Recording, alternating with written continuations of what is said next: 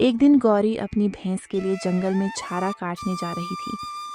तभी पास के एक बरगद के पेड़ पर एक जादुई तोता बैठा था। उसने गौरी को देखकर कहा, वाह, ये औरत कितनी मेहनती है। मैं कई सालों से देख रहा हूँ। ये हर सुबह जंगल आती है और अपने भैंस के लिए ताज़ा चारा काट कर ले जाती है। लेकिन एक भैंस कितना ही दूध दे, उससे तो बस इनके घर की खीर ही बनती होगी। फिर यह बेचते क्या होंगे? मैं एक जादुई तोता हूँ, क्यों ना मैं गाय बनकर इनके घर चला जाऊँ। मेरे दूध को बेचकर यह अपनी जिंदगी आराम से जी सकेंगे। हाँ, ये ठीक रहेगा। ये औरत बहुत दयालु और नेक दिल भी लगती है। इतना कहकर तोता पेड़ से उतरा और एक सुनहरी चमक के साथ एक खूबसूरत गाय में बदल गया। फिर वो गौरी के पास गया और बोला, दयालु औरत, इस जंगल में मेरा कोई नहीं है, मैं अकेली हूँ। क्या तुम मुझे अपने घर ले चलोगी? मैं तुम्हें बदले में ढेर सारा दूध दूंगी। गौरी ने गाय की बात सुनकर आश्चर्य से कहा, ये क्या? मैं कोई सपना तो नहीं देख रही। ये गाय तो बोल रही है। पहले तुम बताओ, तुम बोल कैसे रही हो? मैंने तो आज तक कोई गाय इंसानी आवाज में बोलते नहीं देखी।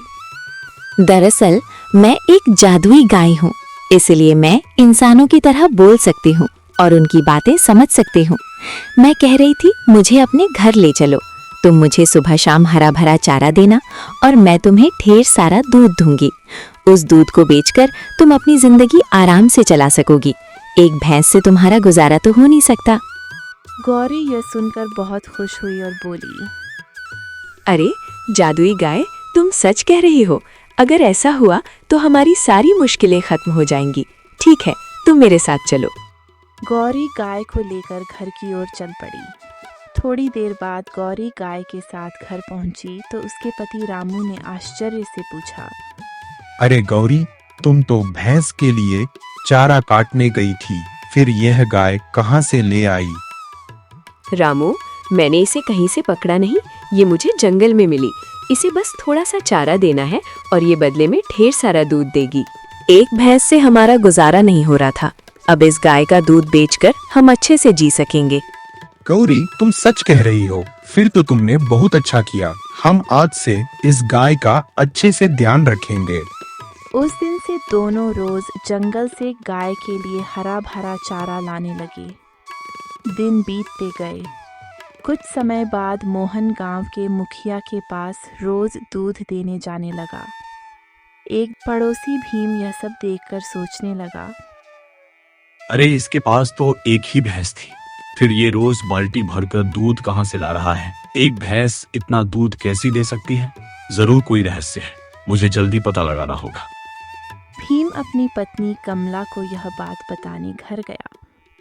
घर पहुंचकर कमला से बोला, कमला, तुम तो जानती हो कि रामू के पास सिर्फ एक भैंस थी, फिर वो कहाँ से रोज बाल्टी भर भर के दूध बेच रहा है? हमें जल्दी पता लगाना होगा, वरना वो हमसे भी अमीर हो जाएगा। ये जी, अगर ऐसा है तो जाइए और जल्दी पता लगाइए।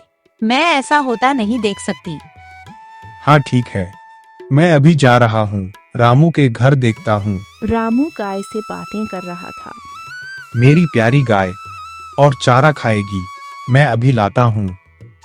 नहीं रामू, आज तुमने मुझे बहुत चारा खिला दिया, अब मैं और नहीं खा सकती। भीम गाय को बोलते हुए देखकर हैरान रह गया। अरे ये गाय तो बोल रही है, ये कैसे हो सकता है? गाय भी इंसानों की तरह बोलती है। रामू, आज मैं तुम्हें ढेर सारा दूध दूंगी। जितना दूध चाहिए उतनी बाल्टियां रख दो। कल सुबह वो सारी बाल्टियां दूध से भरी होंगी। नहीं गायत्री, तुम पहले जितना दूध देती थी उतना ही दो। ज्यादा लालच अच्छा नहीं। हमारा गुजारा अच्छे से हो रहा है। वैसे तुम्हें मेरे घर अच्छा लग रहा है ना? तुम्हें चारा देने में तो मैं परेशान नहीं हूँ। हाँ रामू, मैं बहुत खुश हूँ। हमारे दूध से तुम्हें फायदा हो रहा है ना? हाँ गायत्री, तुम्हारे दूध से हमें 2 वक्त की रोटी मिल रही है। अच्छा, तो ये जादुई गाय है जो बाल्टी बाल्टी दूध देती है। मुझे जल्दी कुछ करना होगा। हाँ, कल जब रामू गाय को जंगल ले जाएगा मैं उसे मार दूंगा, फिर देखता हूँ ये दूध कहाँ से लाता है। रामू, एक जरूरी बात सुनो। अगर मुझे कुछ हो जाए या कोई मुझे मार दे तो तुम चिंता मत करना। जिस पेड़ के नीचे मैं गौरी को मिली थी उसकी पत्तियां मेरे सिर पर रख देना, मैं फिर से जीवित हो जाऊंगी।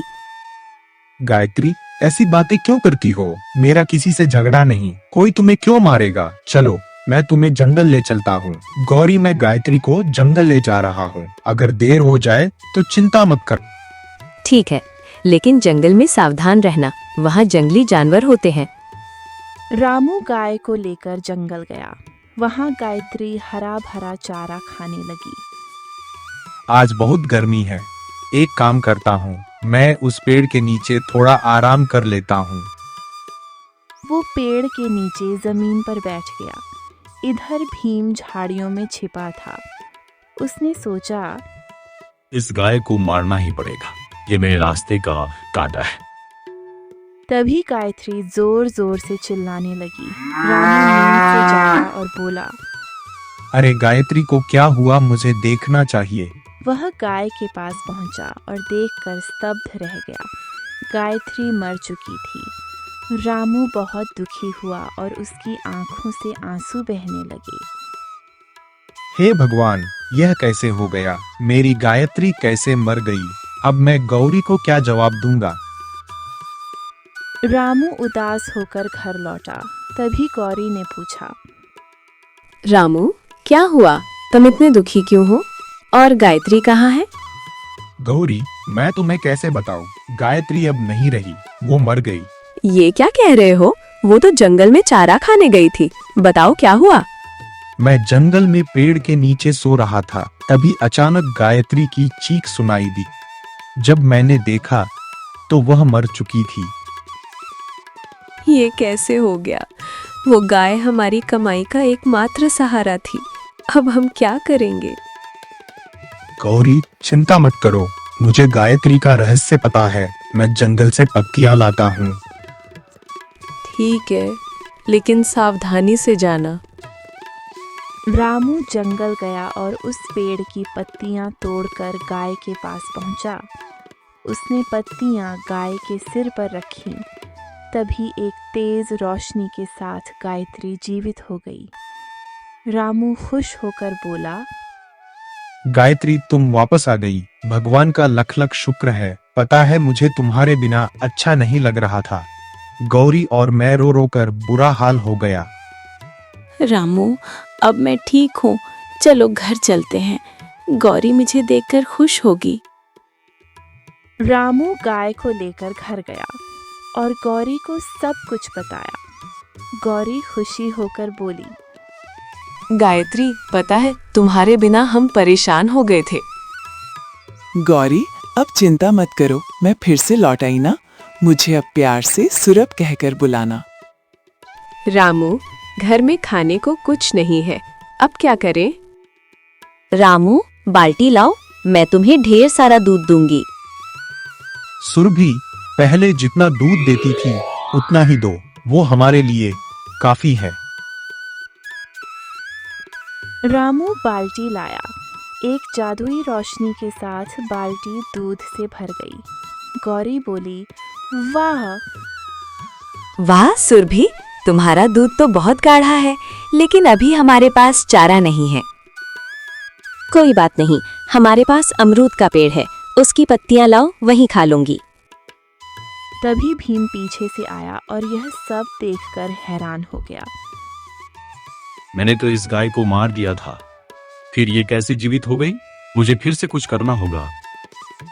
गौरी, मैं मुखिया के पास दूध देने जा रहा हूँ। अगर देर हो जाए तो चिंता मत करना। ठीक है, लेकिन थोड़ा जल्दी लौटना। रामू जंगल के रास्ते मुखिया के घर गया। रास्ते में उसने एक बूढ़ी औरत को कुटिया के सामने रोते देखा। अरे अम्मा, आप रास्ते में बैठकर क्यों रो रही है? बेटा, मुझे 2 दिन से भूख लगी है, कुछ खाने को मिल जाए तो अच्छा होता। खाने के लिए कुछ तो नहीं है, लेकिन मेरे पास दूध है, आप इसे पी लो। बेटा, तुमने मेरी जान बचा ली। मेरे बेटे बहू मुझे छोड़कर चले गए। रामू ने दूध का कुछ हिस्सा बूढ़ी माँ के कटोरी में दिया और बाकी लेकर मुखिया के घर पहुंचा और बोला, मुखिया जी, यह ताजा ताजा दूध लाया हूँ। रामू, तुम कई दिन के बाद आया, कोई दिक्कत परेशानी थी क्या? हाँ मुखिया जी, मेरी गाय बीमार थी, लेकिन अब सब ठीक हो गया है। वह दूध देकर घर लौटा। कुछ दिन बीत गए। रामू अब गरीबों की मदद करने लगा। भीम को यह देखकर बहुत जलन होने लगी। ये रामू तो दूध बेचकर अमीर बनते जा रहा है। मुझे उसकी गाय को फिर से मारनी होगी। गांव में सुरभि के जादुई होने की बात फैल गई। मुखिया को भी पता चला। वो रामू के घर गया और बोला, रामू, मैंने सुना है तुम्हारी गाय बहुत खास है, क्या मैं उसे एक बार देख सकता हूँ? रामू तुरंत मुखिया जी को गौशाला ले गया। ले जाते समय मुखिया जी बोले, रामू, मुझे यकीन नहीं आ रहा है, क्या ये गाय मेरे सामने दूध दे सकती है? हाँ क्यों नहीं मुखिया जी, अभी देखना। उसने एक बाल्टी रखी और बोला, सुरभि, मुखिया जी को अपनी शक्ति दिखाओ। एक सुनहरी रोशनी के साथ बाल्टी दूध से भर गई। मुखिया लालच में आ गया और बोला, रामू, ये गाय मुझे दे दो, मैं तुम्हें बहुत सारा धन दूंगा। नहीं मुखिया जी, यह गाय मैं नहीं बेच सकता। मुखिया ने गाय को छूने की कोशिश की, लेकिन उसके हाथ जलने लगे। रामू, ये मुखिया गरीबों को लूटता है, आज मैं इसे सबक सिखाऊंगी। मुझे माफ कर दो, मैं ये गाय नहीं लूंगा। मुखिया जी, आपने गरीबों की जमीन छीनी है, उन्हें वापस कर दीजिए और माफी मांगिए। मुखिया ने घर जाकर अपनी गलती का एहसास किया।